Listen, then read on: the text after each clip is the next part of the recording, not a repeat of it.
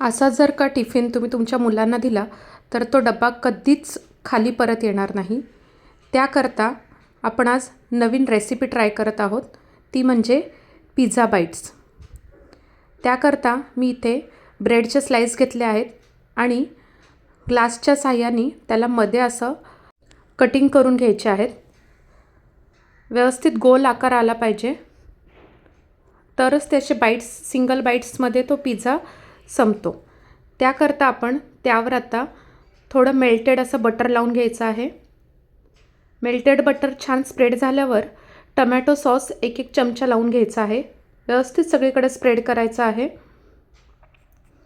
मी इथे अर्धी वाटी कॉर्न बॉईल करून घेतलेले आहेत आणि काही पनीरचे क्यूब्स फ्राय करून घेतलेले आहेत. कॉर्न बॉईल करताना त्यामध्ये मी 1 चमचा मीठ टाकलं होतं आणि पनीर फ्राय करताना त्यावरही थोडंसं मीठ घातलेलं होतं. आता ह्या ब्रेडच्या स्लाइसवरती आपण थोडे कॉर्न, थोडी शिमला मिरची आणि जे फ्राय केलेलं पनीर आहे ते घालून घ्यायचं आहे. तुमच्याकडे कोबी असेल, गाजर असेल, बीट असेल, जे काही भाज्या असतील तुमच्या घरात त्या तुम्ही यामध्ये घालू शकता. आत्ता माझ्याकडे फक्त शिमला मिरची होती, कॉर्न होते आणि पनीर होते, म्हणून ते मी फ्राय करून घातलेले आहेत.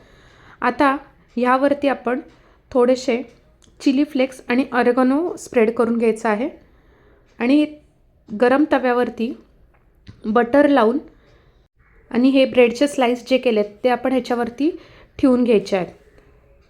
आता पिझ्झा म्हटलं की मेन येतं ते चीज. आता ह्यावर थोडंसं चीज स्प्रेड करून घ्यायचं आहे आणि ह्याला झाकण ठेवून एक 3 ते 4 मिनटं वाफवून द्यायचं आहे, फक्त चीज मेल्ट होईपर्यंत. आहे का नाही एकदम साधी सोपी रेसिपी. अशा प्रकारे आपले पिझ्झा बाईट्स तयार आहेत. रेसिपी आवडली असेल तर please like, share, subscribe. Thank you so much for your support.